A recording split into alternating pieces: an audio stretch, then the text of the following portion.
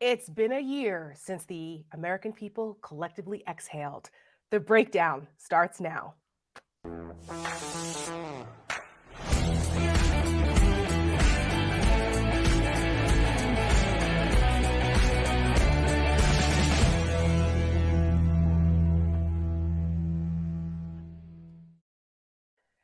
Good evening and welcome to The Breakdown. I'm Tara Setmayer. This is the Rick Wilson. And we are 1 year into the Joe Biden presidency. Now, there's been ups, there's been downs.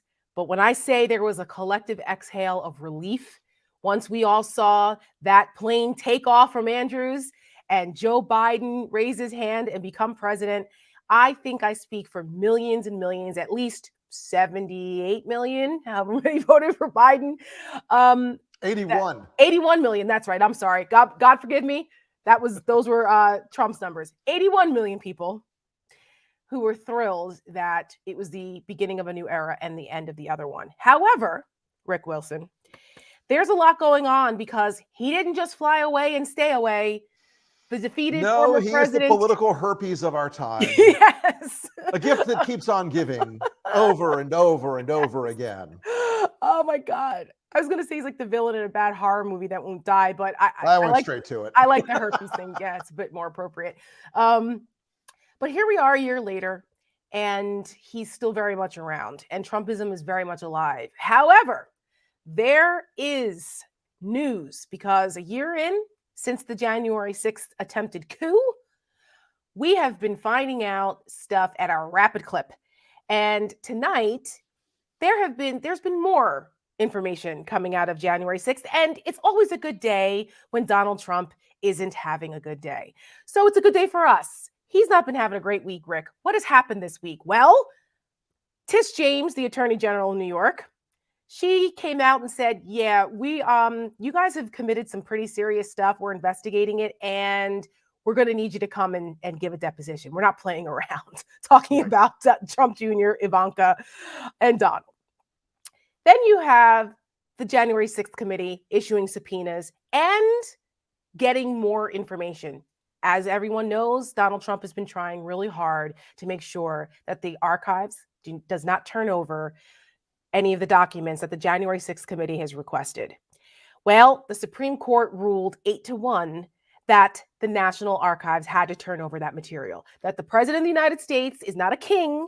He doesn't get to say, yeah, we're not going to do that. We're not going to comply. And it was 8-1. Rick, who was the one person that didn't agree with this? It was Clarence Thomas. And you know what? Let me say this. I think Justice Thomas most likely should have recused himself from this case. Agreed. Because his wife, Ginny Thomas, is a key organizer of the 1-6 protests. Not saying she was organizing the attack, but she was a key organizer of bringing a lot of those people into D.C. That's right. I think he had a material conflict there that should have led to him recusing himself in this case. But regardless, he stood alone. Yes. Against even Trump's own Supreme Court picks, which I have to tell you, can you imagine the rage fit that went on at Mar-a-Lago? What Trump kicked through the TV screen when he heard that Barrett, Kavanaugh, and Gorsuch had all betrayed him. I don't think he could lift his leg that high to kick the TV, but I'm sure he, had some kind of fit. He might have thrown one of his cheeseburgers across the room. But we wanted to remind him about who betrayed him. Take a look. The application for stay of mandate and injunction pending review presented to the Chief Justice and by him referred to the court is denied. Overwhelming for the Supreme Court. It looks like about an 8-1. All three of the judges appointed to the court by Donald Trump joined in crushing the Trump cover-up dream today. We talk a lot about things being divided, but this is the Supreme Court saying no to Donald Trump. You are not a king. You are not still president. The Trump dream of a total cover-up has died.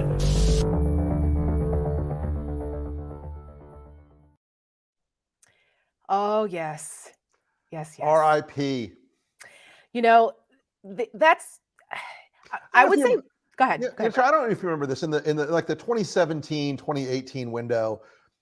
A lot of conservatives were, they hadn't fully collapsed into Trumpism, and they would say things like, "Well, he at least gave us Gorsuch, and we have Gorsuch at least, but Gorsuch." And they pinned their argument for Trumpian triumph on these three conservative justices. Mm-hmm. Well, there's always a sort of arc with justices in the Supreme Court where they end up getting a little more squishy over time. John Roberts. And now we're starting to see that happening already with Gorsuch. That's right. And while they may individually have, the very like A+ Federalist Society ratings, they eventually get into that body and they figure out that they've got a job to do that's part of a centerpiece of upholding the tripartite nature of our government. And they do it. And it's a lifetime appointment for that reason. So they're Right. not susceptible, in theory, to the political winds and pressures of the political zeitgeist. And I think this ruling is evidence of that, where it worked. And I know there's a lot of people that say, that they wanted Supreme Court to be expanded to, 11 or 13. And I am not in favor of that. Donald Trump would now like it to be expanded, I promise. I'm sure he would be in favor of that now.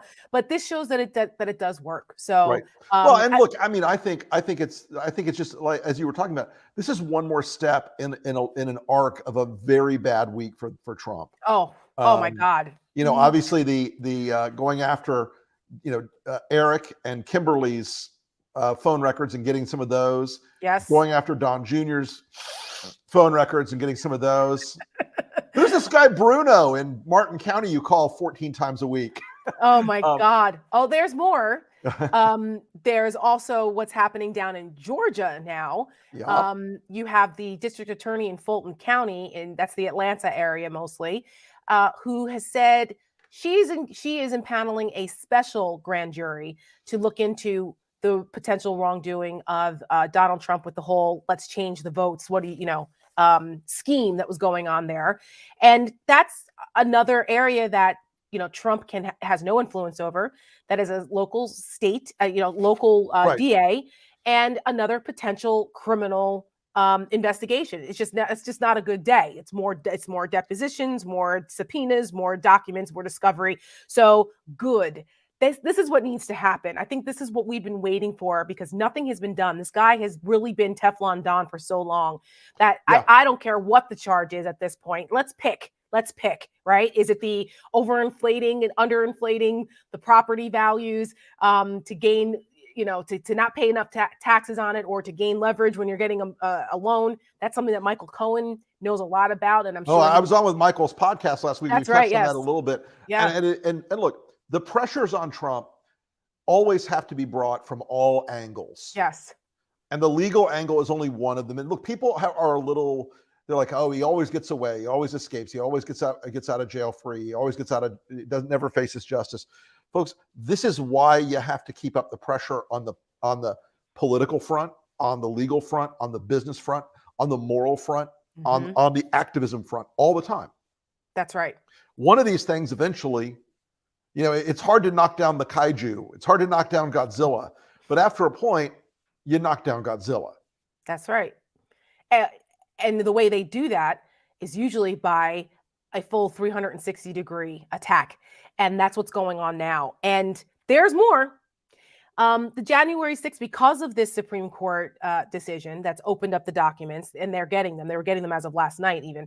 Yep. We found out a couple of other things. The Washington Post had an exclusive report about Giuliani and this whole fake electors nonsense. We talked about this a little bit on Tuesday with Professor Fernita Tolson, because I've been fascinated by this whole, let's just get together a slate of fake electors and try to bully our way into the state capitals and say, no, we're the real electors. And at the time, we all made fun of that these people were insane. But now we see this was literally part of a conspiracy. This was part of the multi-pronged approach for these people to try to overturn the free and fair election of Joe Biden. And Rudy Giuliani is right at the center of it.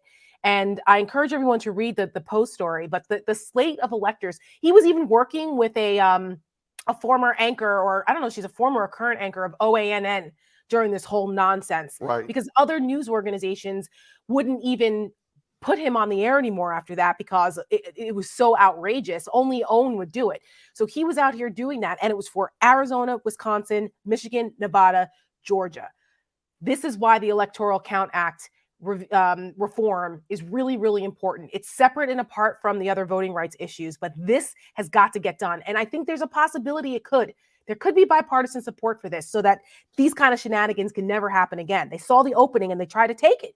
I spoke to someone today, a member of the U.S. Senate today, who told me there were at least 3 Republicans who were already locked for the Electoral Count Act, who were absolute locks, and who were like, no, McConnell, you can't have our no vote on it.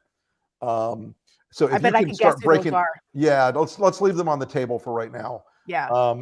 But it's much better in terms of, and this is one of the things I think the Democrats should be doing with some of this electoral stuff, is break it up into bite-sized pieces. Yes. Make them vote against every single thing. Mm-hmm. And I think that there is a real degree of, there's a real degree of opportunity here to start to move that ball. And as we see the court cases that are going to emerge from these fake electors, we're going to unravel 2 things. One, we're going to unravel the conspiracy on where it came from, because none of these mooks were using secure communication. They were all on their regular cell phones. And eventually we're going to run it back to John Eastman or the White House or Bannon or somewhere. And it's going to cause a big ripple effect, I think. Yeah, I agree. You bring up John Eastman. Guess who he clerked for, Rick? Oh, do tell me. Clarence Thomas. Clarence Thomas. What a coinky dink.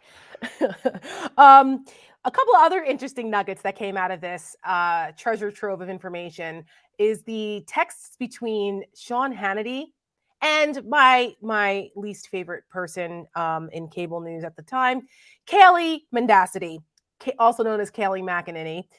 When she was press secretary last year, on January 7th, they showed text messages between Sean Hannity and her, and he's telling her, look, this is what you need to tell the president. You know, he's got to stop talking about the stolen election stuff, which we heard about that, but we didn't hear about the other points.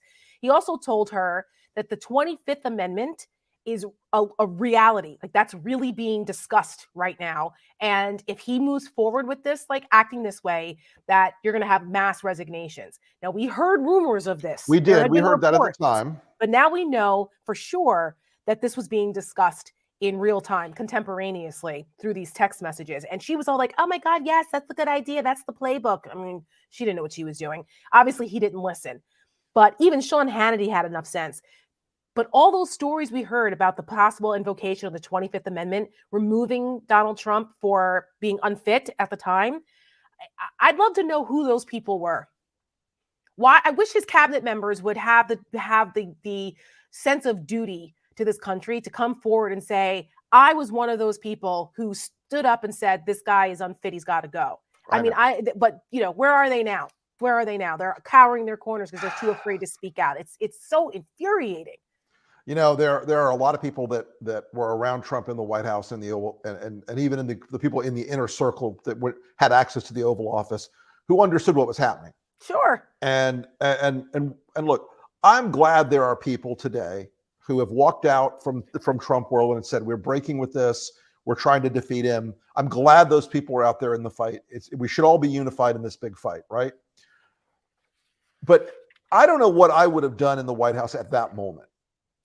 Right. Because, you know, there's only been one real occasion where the Secret Service was terrified, and the inner circle was terrified that the president was so out of control he was going to do something completely bonkers, and that was Watergate at the very end of Nixon's term in office, or very end of Nixon's tenure in office. That's right. And they were afraid he was going to launch a nuclear strike in Vietnam or somewhere else. Yeah. To change the subject. Yep. And so I've got to imagine that's as close as we've ever been to that level since that time, and it is kind of horrifying. Without question. I was on an advisor's call today for another organization that I do work with in this space of trying to get some sane right of center folks elected, and I was told that there are some stories from folks who were in the administration that are still deciding whether they want to come forward or not, that made the hair on the back of their neck stand up when they heard it. That it was the most insane things that they've heard, like egregious acts by Trump while he was in office. And I just can't imagine. We've heard so many horrible things. How much worse could it have gotten? And apparently, there's more out there that worse than what we've heard thus far. And it's just, I don't understand. Like, people were. It's kind of a good lead into Biden's presser yesterday. It's a year ago today that Joe Biden was inaugurated, right? Shout out to Amanda Gorman and one of the most amazing poems I've ever heard in my life. And she, like, that day was just, like I said, a collective sigh of relief. And then here we are a year later, and it's been tough for Biden, but he was also dealt a tough hand too. People the expectations they had for him. He wasn't going to wave a magic wand and fix raging everything. Pandemic, crashed economy. Right. I'm sorry. That's like starting out with concrete blocks around your ankles. And a 50-50 Senate, correct. Yeah, a 50-50 Senate. So, people don't realize how difficult it is to get anything done with those political dynamics. But, Biden went out there, he did 2 hours, a marathon press conference, I think the longest ever. Right. And I give him credit for staying out there and doing it. Now, of course, the comms person in me was horrified after about an hour. I was like, okay, this is good. He needs to wrap it up. But then when he was like, should I keep going? I'm like, never ask the press if they want to keep going. Well, I will say this. I understand why they did it though. They did it to prove that he had the stamina to do it. I also think he surprised even some people who are not quote unquote conservative reporters that he went out there and he answered questions cogently and clearly for 2+ hours. That's right. Because even though they know this whole Biden senile thing is bullshit, they understand that it starts to weigh on people. And so, and they can disagree with him. They can swat him around a little bit. But look at the political poll, the Politico poll that came out, right? It said something like 49% of the American people don't think that he's all there.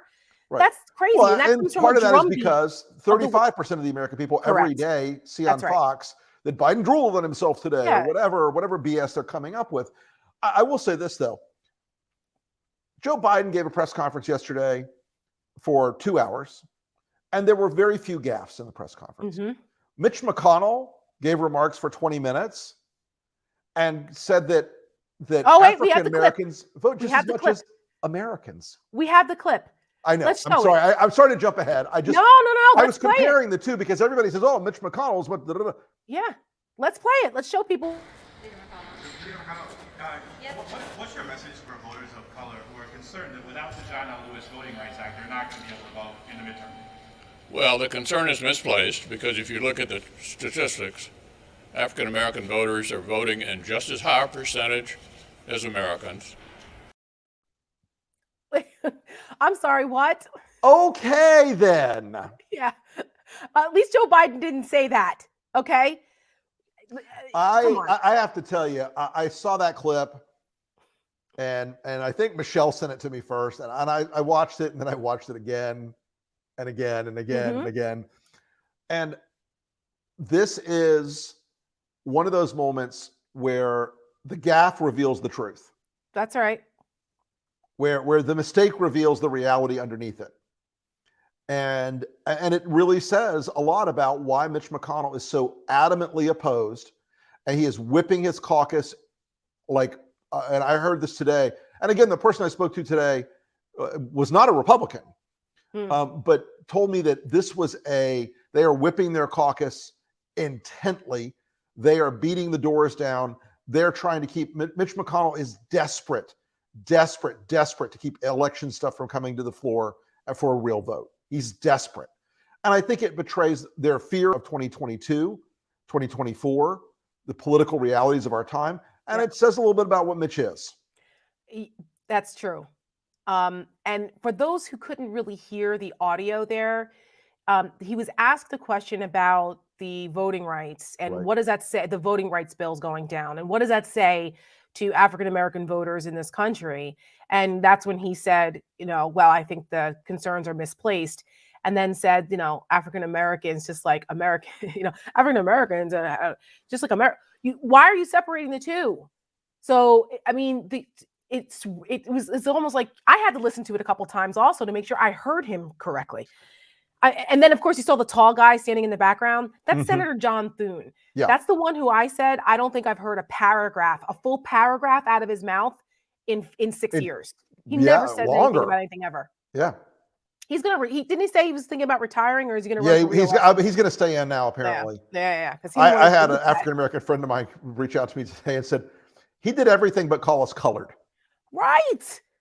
I think this one's actually penetrating. It's not just a gaffe. It speaks to broader truth about this situation. And Democrats really should point that out because while the press was fixated on a couple of inartful answers that Joe Biden gave yesterday on Ukraine, which I agree was a little bit of a mistake the way he phrased those things, and also the illegitimacy question about elections. I think he could have answered that better. Sure.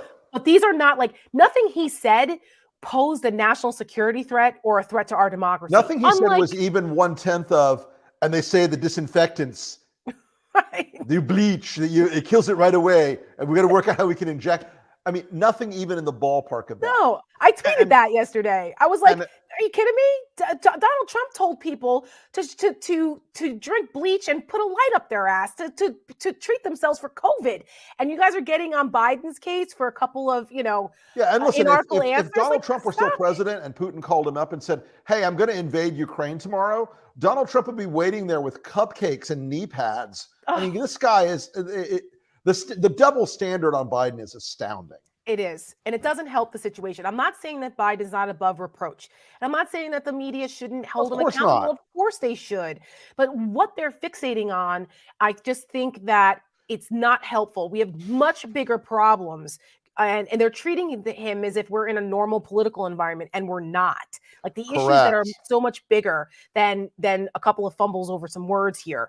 That's right. And the Mitch McConnell thing is a perfect example. So while this was going on, there was a really powerful debate going on in the Senate over the voting rights bills. And however you feel about some of the things in the voting rights bills that you may not agree with or whatever, but let a vote come. Let the vote happen. But no. And the powerful speeches on the floor about the impact of this and the importance of protecting the right to vote was really, folks, really. If you haven't watched Reverend Warnock's speech yesterday, I would really commit it to your attention. It was quite a remarkable arc of the civil rights movement and voting rights more broadly, and the moment in which we find ourselves today. Yes. Cory Booker, too, had a really powerful floor speech. So, I just think we need to put things in some context here. And there have been achievements. There are things to point to. It hasn't just all been a shit show for the last year. I mean, give me a break. That was the Trump years, okay? There was an ongoing shit show where we didn't know what the crazy fool was going to do from day to day. Which dictator he was going to bow down to that day. I mean, Saudi Arabia, or maybe it's Kim Jong-un, or maybe he's going to run around with his pal, the bromance with Putin. That's not happening with Joe Biden. And Duterte, and oh my God knows who else. Well, and I also want to say this. This is a little tough love for our Democratic friends.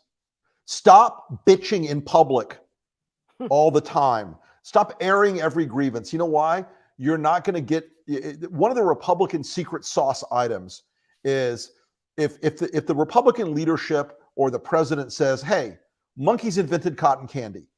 The next morning, everybody's going to go out and go, man, thank God for those monkeys, because that's why we have cotton candy. Yes. And they're going to say everything is perfect and everything is working. And don't fool yourselves that saying we must speak the truth at all times. No, sometimes you have to take, for the team, you have to push a message.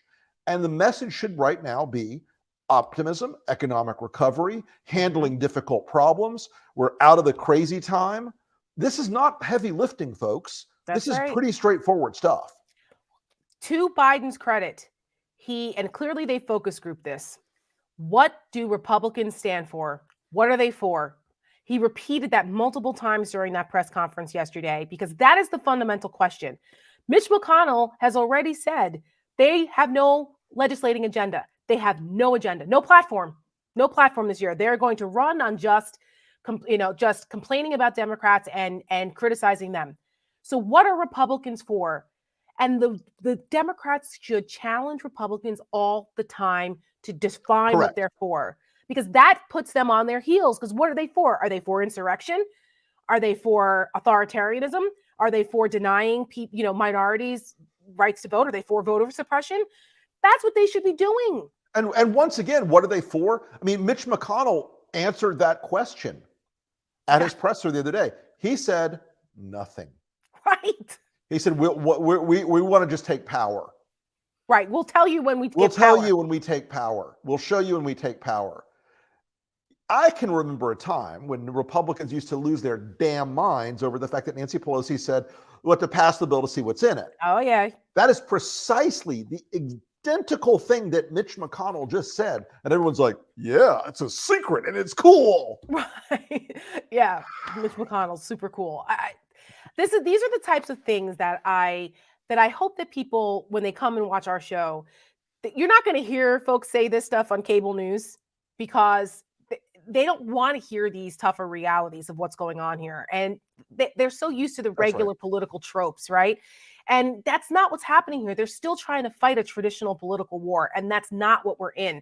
And if they don't wake up and realize the moment that we're in and adjust, they're going to lose. And it's bad for the country. So we wanted to point out one other thing as we end the show tonight, because corporate responsibility is something that the Lincoln Project is always paying attention to. And last year at this time, we were really hammering the corporations that were giving money to people the 147 Republicans who voted to not certify Joe Biden's election, even after the insurrection. And Judd Legum has done yeoman's work on this and continues to with his newsletter.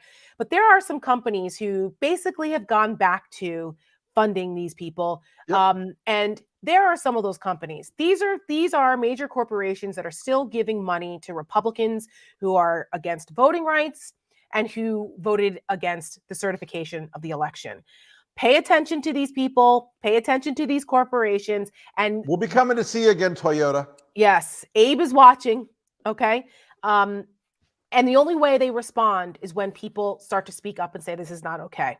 So that's one, we wanted to put that on folks' radar. And the other thing we wanted to point out too is, as we are now beginning 2022 and getting into the midterms, some of the races that we need to be paying attention to, it's not just what's happening nationally, but also what's happening at the state and local levels. Yep. These are the states that have governor's elections. These are gubernatorial races.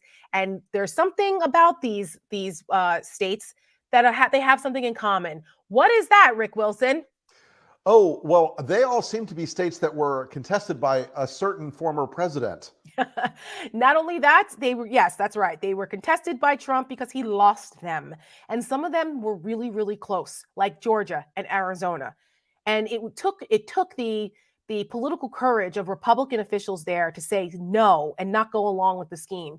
What would have happened if one of Donald Trump's lackeys was governor of Georgia? Even though Brian Kemp was a Republican, he wasn't a Trump lackey. And he was bold enough to say, we're not doing that. That's right. And the Republican officials there, they upheld their oaths. Or in Arizona, if you look at the candidates that are running in these states now, these people are batshit crazy out of their minds. And they wouldn't hesitate to get in bed with Giuliani and Sidney Powell and the Kraken idiots, okay? And do something extrajudicial to overturn an election. 100%, Tara. That's exactly right. And folks, that's why these states are important. We're going to be focusing. We started out as a super PAC directed against Donald Trump and some of his enablers, but as this fight has evolved into something that becomes existential for 22 and 24, working to stop some of these crazies from holding office that are up in 22 could alter the destiny of the 2024 race very meaningfully. Absolutely. So pay attention to your state and local races. And before we go, Rick is going to be dropping some more pearls of wisdom coming up on January 26th. Yes. Rick, what are you doing on the 26th, and how can people I'm teaching a class called My 5 Things, about 5 things I've learned in 30 years of politics. And there's a I think we'll post it. I think we'll post it on the LP Twitter page. But I'm doing a seminar, a class on the 26th. It should be pretty interesting, and I promise to talk about monkeys. Person, camera, TV, woman. TV. What was it? Yeah. Oh. So definitely look for that and sign up. Is it free? Do they have to pay or what? It is a charge, but well worth it. Well, it's well worth it. I'm going to say it's worth it. Yes, it's like a master class with Rick Wilson. Yes, private lessons in how to do this political thing. Yes, and no hair care tips will be involved in. No, sadly no. One of my Twitter trolls today said, "You're a bold Marxist." I'm like, true, false. Yeah, right. Like, spell Marxist anyway. So great. So check that out. Be prepared for that for January 26th. Yeah. And as we leave you tonight, one of our proudest LP ads, we're showing you guys again. It's called "Why We Fight," because it's so important to remember why we all are in this fight. So take a look at that, and we will see you guys next week. America is starting to breathe again. A decent man as president, a plan to protect us. It feels almost normal, but it's not. Republicans still will not admit that President Biden was legally elected, which means they don't believe in democracy. They believe an election is only legitimate if they win. That's not democracy. Their plan? Pass voter suppression bills to block minorities from voting, take back Congress, impeach President Biden. We refuse. We refuse to accept the end of the American experiment. We refuse to allow anti-democratic autocrats to steal our country. We choose to fight, and we will not lose.